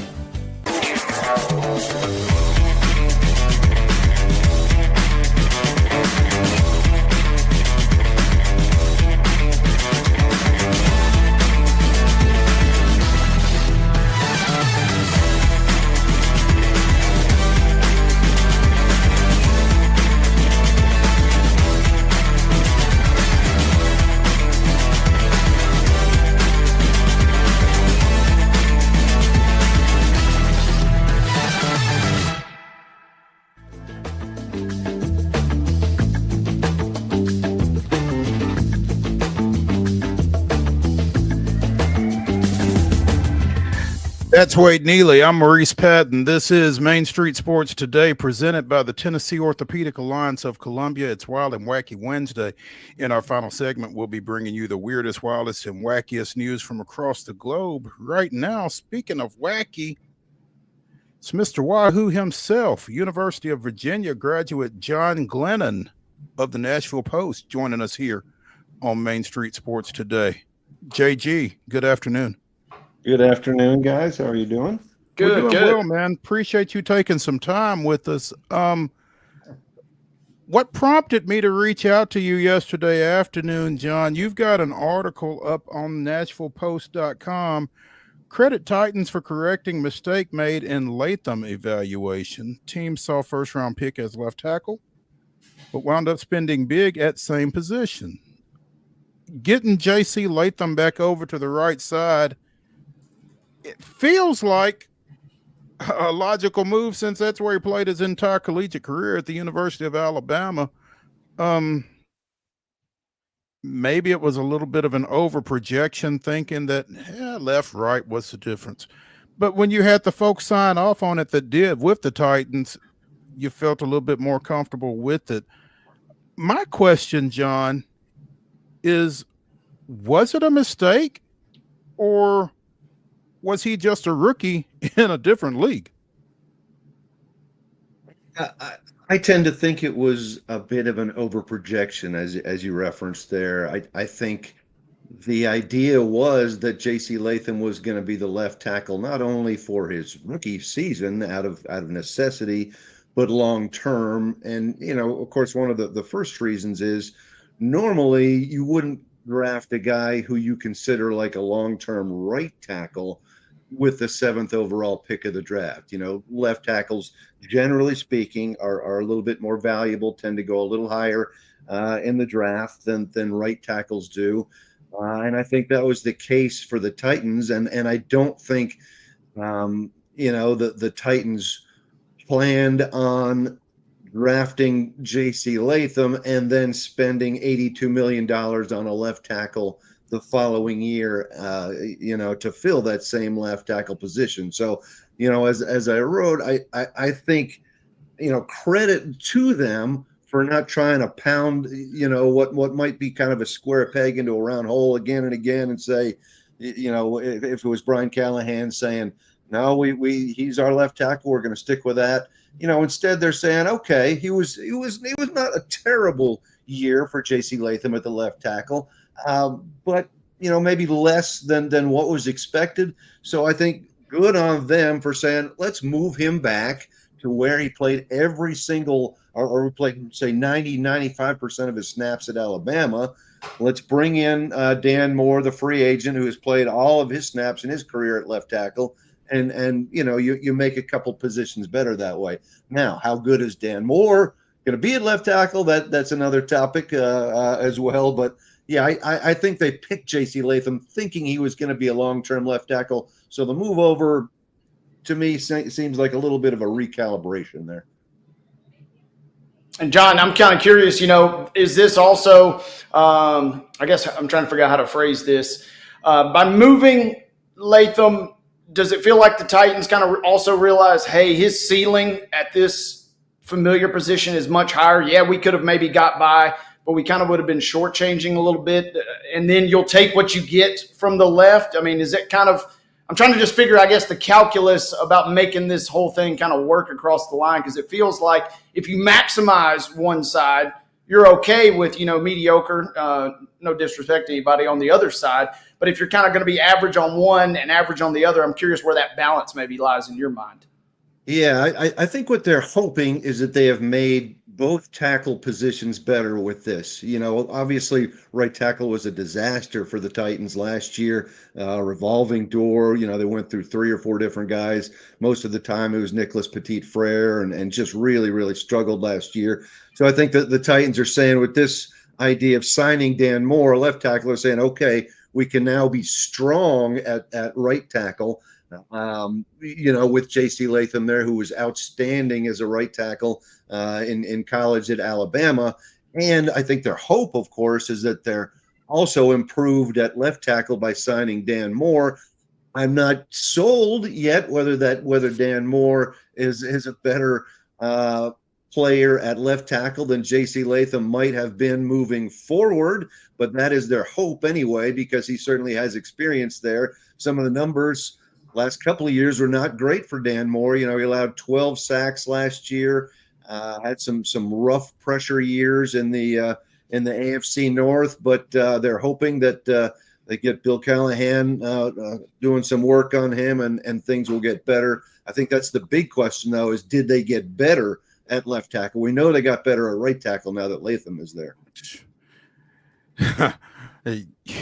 Yeah, you feel like, if for nothing else, just by default, they got better at right tackle, just because it was such a revolving door or turnstile, however you care to refer to it, Exactly. at right tackle. John Glennon of the Nashville Post joining us here on Main Street Sports today. All of a sudden, the offensive line kind of falls into place if Lloyd Cushenberry is healthy, I guess, right? Yeah, I think a couple ifs. You know, one, as we just talked about, is Dan Moore an upgrade at left tackle, which, you know, remains to be seen. And then, yeah, the other, Lloyd Cushenberry recovering from the Achilles. I think Brian Callahan, you know, told reporters at the owners' meetings that he thinks, you know, Lloyd Cushenberry should be ready for training camp, but not quite certain yet. So that remains up in the air. If he's not ready, you know, they've got Corey Levin, who's been with the organization for, you know, closer to a decade now, that would step in and probably start there. But certainly the right side, wow, the right side looks so much better. I think their best free agent signing was Kevin Zeitler at right guard. You know, he's not a young guy. He's 34, 35 years old, but his numbers were still really good last year. He brings some element of leadership, comes from a winning organization in Detroit. I think he's going to be a real boost there. And as we talked about, J.C. Latham at the right tackle, I think is going to be much better than what we saw last year. So still some ifs, but overall, you know, a line that was a serious weakness last year certainly seems to have the potential of being better this year. You know, when you talk about Zeitler coming from a winning organization in Detroit, I mean, times have changed, haven't they? Big time, clearly. Yeah, that's kind of nuts to hear it put that way. But yeah, you talked about the injury status of Cushenberry. L'Jarius Sneed sounds like he's in a better spot from a health standpoint. Traylon Burks sounds like he's in a worse situation health-wise. That is accurate. Yeah, I think, you know, L'Jarius Sneed, I think Brian Callahan's comments down at the owners' meeting seemed to sound pretty confident that L'Jarius Sneed, who missed all but the first 5 games last year with a hamstring injury, is going to be ready for training camp. Not 100%, mark it down, but seemed confident in that regard. And that, of course, obviously makes a tremendous difference in the secondary, in the cornerbacks room. If he comes back, if he's at full speed, that's a, you know, potential shutdown corner that's returning, and especially after you release Chidobe Awuzie, you know, another veteran presence there as well. Traylon Burks, boy, this guy can't catch a break. You know, just obviously has not lived up to expectations when he's been healthy, but you know, even worse for him, he hasn't been healthy that often, and he is still recovering from a torn ACL he suffered last October. And Brian Callahan sounded like he was not going, Burks would not be ready for camp, maybe at the start of the season. But, you know, again, that's another full off season that Traylon Burks is missing. You know, we think back to his very first off season after he was drafted in the first round. And I can remember watching literally his first drill session in the rookie mini camp when he had to walk to the sideline, you know, and that began the entire process of, okay, he wasn't ready in terms of conditioning. He also had allergies, asthma. That really limited his initial off season going into the league.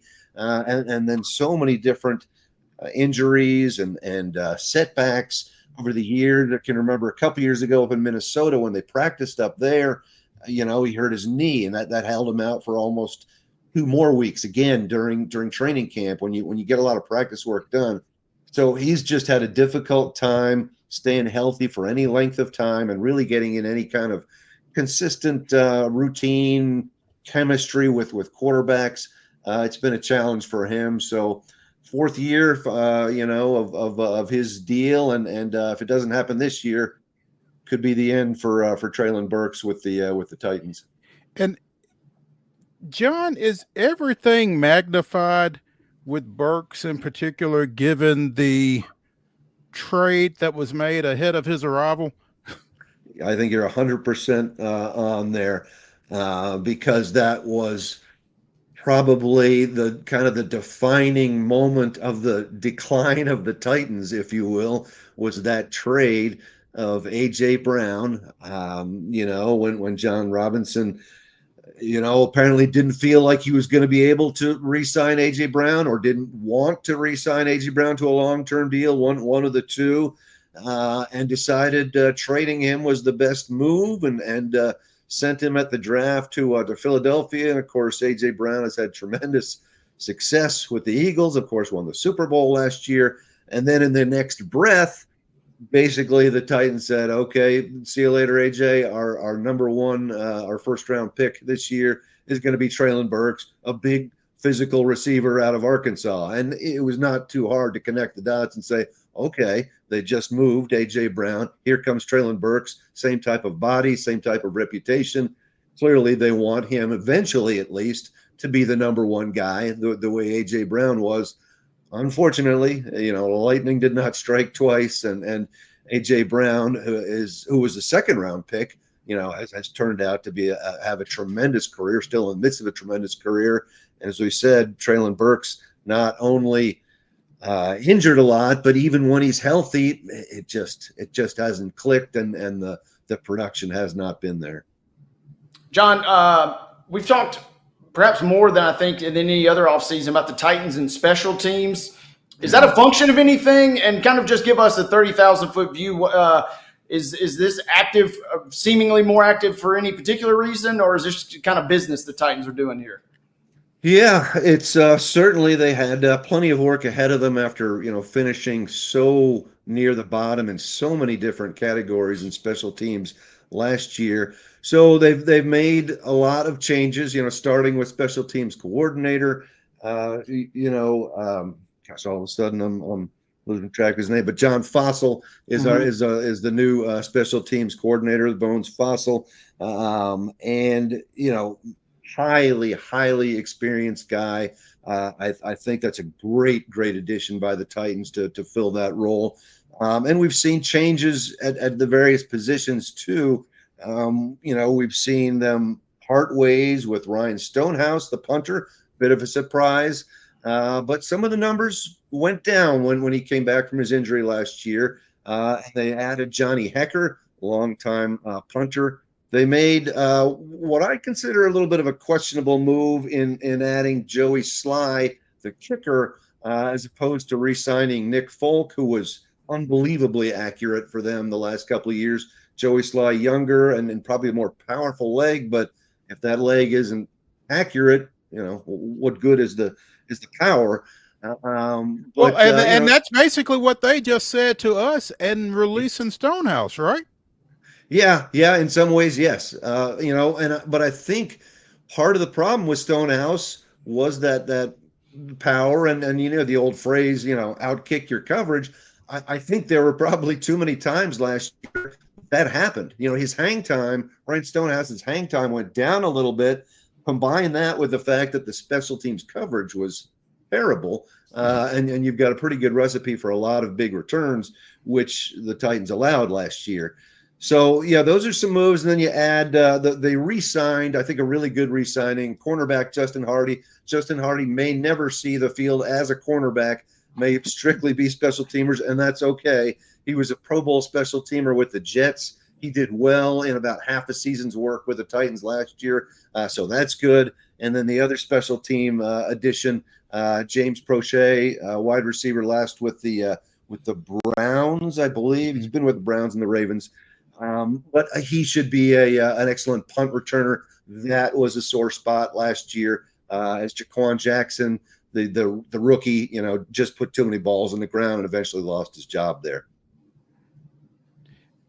John, as we've looked at a lot of these off-season additions for the Titans, it feels like a common thread for a lot of those. And I can't remember if it was something that we spoke with you about the last time we had you on, or if it was somebody else that we were talking Titans with. I apologize if we're being redundant, but it feels like availability and durability has been a big theme, either outwardly or at least kind of subliminally, with some of these signings over this offseason. Are they a little gun shy from an injury standpoint at this point and just trying to get folks that they feel like have a better chance of staying on the field?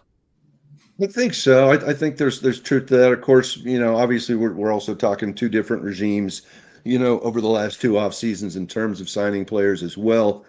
But yeah, there were certainly some players signed, didn't necessarily have big injury histories, but maybe because of the age, they were more susceptible to injuries, perhaps you could say. Chidobe Awuzie, missed about half the year. Of course, L'Jarius Sneed came in the trade.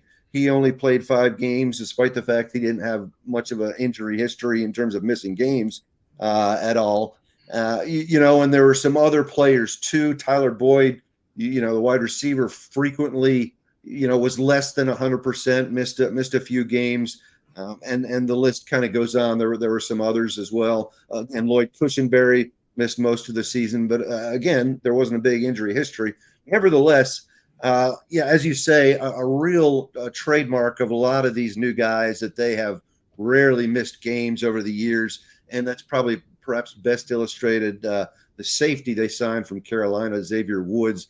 I don't think he missed a single defensive snap last year. It was over 1,000 snaps that he played on defense. But you look at other guys like Dan Moore, the left tackle. We can debate his talent level, but what he has played in nearly every game those 4 years. And, other guys too, Draymond Jones, the edge guy, Cody Barton, the inside linebacker, Kevin Zeitler, the guy we talked about at right guard. All those guys have very little injury history. So, of course, with the Titans luck, all of a sudden everything will change. And, these guys will be, walking on crutches within a few weeks. But certainly the hope is that they follow the path they've been on so far and remain healthy and reliable. And I think most of these guys, too, from what I see and hear about them, the Titans wanted to bring in some veterans that have leadership qualities. And I think we're seeing that with at least some of these guys. That was a point that Mike Borgonzi made early on, that he said in Kansas City what they wanted to do, especially early on as they were trying to turn the Chiefs around, was bring in veterans and set examples for younger guys on the team. John, we got the draft coming up. It feels like a ton of chatter about Cam Ward. I'm also kind of curious. Number one, I guess, give us your read on that. But number two, what are the other immediate needs in your mind beyond the number one overall pick for this team? Yeah, in terms of Cam Ward, I certainly think I had thought, probably earlier in the offseason, I would have leaned towards them trading back and not taking Cam Ward or another quarterback at number one. The thought being that maybe he just wasn't, how to say, I guess number one. Yeah. What's that? 1-1. Yeah. Exactly. Yeah. And you're risking, especially with a quarterback, if that doesn't work out, boy, what a setback is, because obviously there's only one of them that plays. And if you don't get your guy at number one, you're setting the franchise back. But to me, I think the Titans, from what they've said and their actions, to me, seem to be more and more impressed with Cam Ward. It's not only what they have said. I think you'd expect this kind of thing from an organization that certainly at least wants to make people think that they're taking Cam Ward at number one, because how else would you build up a big potential trade haul for a trade? But I really think there's some things that they like about him an awful lot. The arm strength, the ability to really make explosive, successful plays downfield, the ability to kind of make plays off script, which is a real strength of Cam Ward. Leadership stands out well. The fact that he has gone to 3 different schools, kind of turned programs around at each of them, gotten better himself as well at each of those 3 schools. I think there's an awful lot to like about Cam Ward. So now I lean towards them taking Cam Ward at number 1. I'm not chiseling my selection in stone quite yet, because I still think there's a possibility, they could trade out, and they could say, look, we're not convinced absolutely positively he's number 1 franchise guy. So, we're still building, or, we're still looking for extra draft capital. So I'm not completely ruling out a trade back at this point. But in terms of other needs, I think, probably the top one that stands out right now for me is certainly wide receiver. And I certainly think that probably goes up that much more if you take a rookie quarterback at number 1. You've got to give him some options and some weapons. Right now it's Calvin Ridley, and there's a huge drop off after that to right now, Van Jefferson, who's a nice guy and a local talent, and should probably be a nice, maybe a 4th or 5th wide receiver, but certainly nothing that's going to scare opponents too much. And they've got some younger guys after that, with some upside, but it's more hopeful, I think, for those guys right now. So I think you need, whether it's through, another wide receiver, maybe some more become available in free agency or the draft. I think you have to address that first. I think edge rusher, certainly right after that, even though they got Draymond Jones and Lorenzo Carter for a little bit of depth. I still think, you cut Harold Landry. While that gave you a great amount of salary cap, you still have to replace a guy who's had at least 9-10 sacks for 4 years in a row. He had 9 of the Titans' 32 sacks last year. So, you need some help there. So those are the top 2 positions. And I think probably after cutting Awuzie, they probably need another cornerback there as well. If Snead comes back healthy, they're kind of set for a good 3 or 4 at the top, but there's some question marks there. So it shouldn't hurt to have another one, whether that's via the veteran market or in the draft. John Glennon of the Nashville Post. You can also hear his podcast, First and 10. He and the illustrious David Beauclair joining us here on Main Street Sports Today, presented by the Tennessee Orthopedic Alliance of Columbia. JG, as always, we appreciate it. And sure, thanks.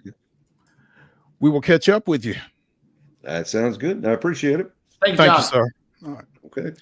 Let's take a quick break. Come back for our final segment of the day, Wild and Wacky Wednesday, as we bring you the weirdest, wildest, and wackiest news from across the globe. Stick around.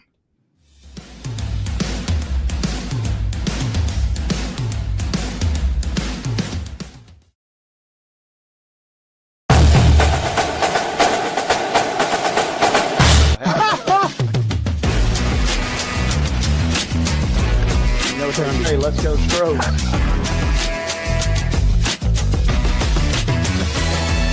People are amazed at the variety and quality of guests we bring into Main Street Sports Today.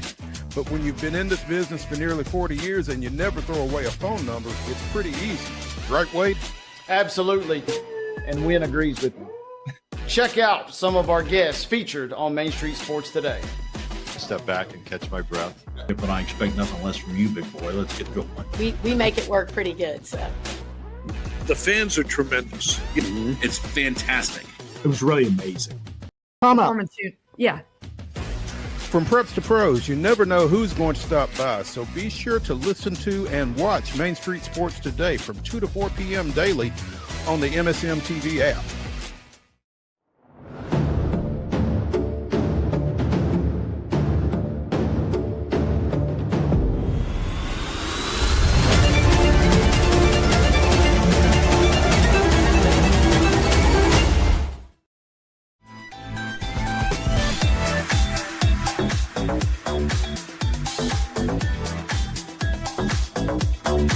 It's the final segment of Wild and Wacky Wednesday here on Main Street Sports Today, presented by the Tennessee Orthopedic Alliance of Columbia. That's Wade Neely. I'm Maurice Patton, and it is time for Wild and Wacky Wednesday as we bring you the weirdest, wildest, and wackiest news from across the globe. Let's start in Central Florida, where Steinbrenner Field at this moment is home of the Tampa Bay Rays. The Rays forced out of their longtime home, Tropicana Field, as a result of last fall's hurricanes. And they're making the best of a bad situation. They were the only team that did not open. They and the Rockies did not open the regular season on Thursday last week. Their opener was pushed back a day to Friday at Steinbrenner Field. And that gave workers a little extra time to kind of complete their transformation of Steinbrenner Field from the New York Yankees spring training base to the regular season home of the Rays. They basically covered up anything that looked like Yankees got covered up. Emblems, lighting arrangements, more than 3,000 signs and images over a 5-day period after the Yankees finished up spring training there on the previous Sunday. Banners spelling out Rays, covering signs that spelled out Yankees over both the first and the third base stands at Steinbrenner Field. Photos of a couple of players, pictures, Shane McClanahan and Taj Bradley, that could be seen from the exterior of the stadium, were put up over Yankees paraphernalia, I guess. Stuff in the clubhouses were all rebranded. Lighting that imitated the pinstripes of the Yankees were changed from white to deep blue. Apparently a fantastic job was done, because it's all gotten, glowing reviews from the Rays. It's like they don't even know that they are in the Yankee spring training base to listen to them. One thing that's telling, though, apparently the home clubhouse is huge. They've got 77 stalls. It's built for spring training, obviously. Mm-hmm. You've got 39 folks using them, so everybody can really spread out, apparently. But it's pretty cool. Mark's been able to throw up some of the pictures from this. They did some great work, and I guess it's a good thing, because with Tropicana Field not being inhabitable and the Rays were getting ready to move out of it anyway, it's kind of up in the air how long this is going to continue to be the home of the Rays past 2025. Yeah, and talk about making the best of a bad situation. Props to everybody for being involved. And I mean, that turnaround is just bonkers to think about. The fact you get done on Sunday and get it flipped around by the start of the season. I love what you said, though. That if you don't like your teammates, or you got a feud going on with a certain guy, you certainly got your room to kind of spread out there. So maybe that'll be good for the vibes for them. And I kind of love some of the quotes, right? I mean, Zach Littell, who started a game a couple days ago, basically said it's almost too much. There's so much space that if you had to complain about something, you got to walk too far. I love that. This is too much. And the Rays are like, the Rays players are like, oh, so this is what it's like to be a Yankee in a sense. Right. Maybe this low key helps the Yankees out in future free agency classes. There we go. Kevin Cash, manager of the Rays, dealing with some problems that they never dealt with at the Trop. Talk about the wind. Talk about wearing sunglasses at a home opener. It was a little strange early on. I've got my notes and different thoughts, and the wind's whipping in the dugout. And it's just not a factor that we're accustomed to. Shadows, not accustomed to that at home, at least. So a few extra accessories for Kevin Cash in that home opener last week and the home opening series against the Rockies. So hopefully they'll be able to get adapted to that situation, but definitely something different and a little more intimate. Obviously the seating at Steinbrenner Field a bit less, but maybe it makes it a hard ticket because one of the reasons the Rays were moving was attendance had not been great at the Trop. So maybe it turns into a win-win situation here eventually. Yeah, I hope so. Props to everybody for being able to adapt and think on the fly. You know, them stadium workers have been working crazy hours trying to get things ready. That's just even for the start of the season. Exactly. We talk about the hardwood for basketball.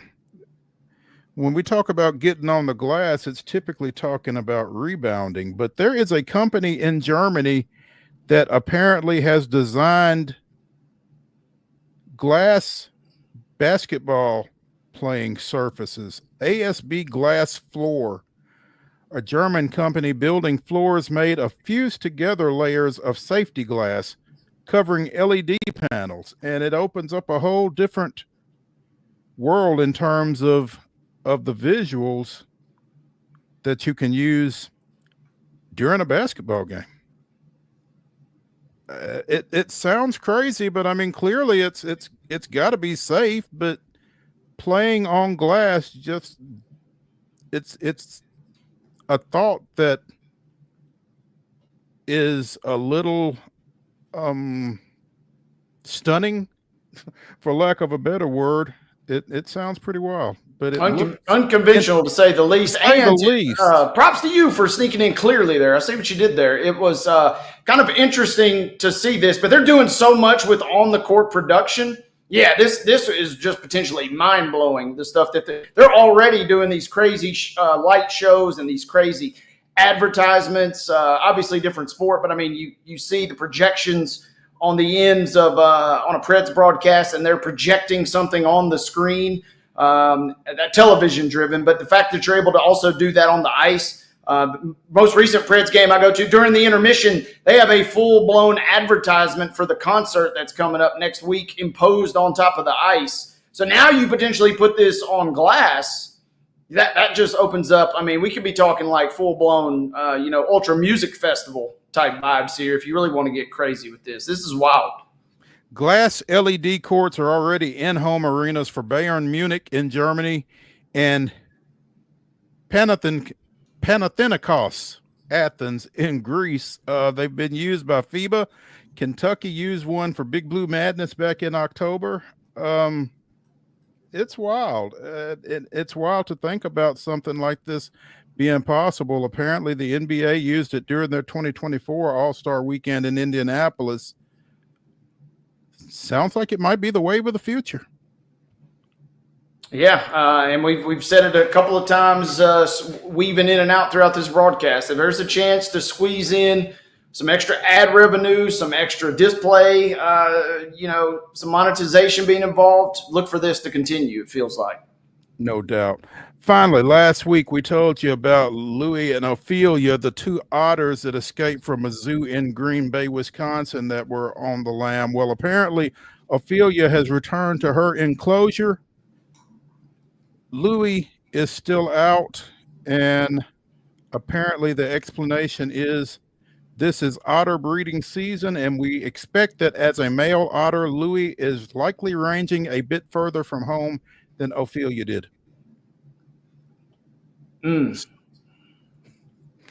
Make of that what you will. He's not expected to go far because otters typically don't, but he's still out and about. We'll leave it at that. He's enjoying his spring thus far.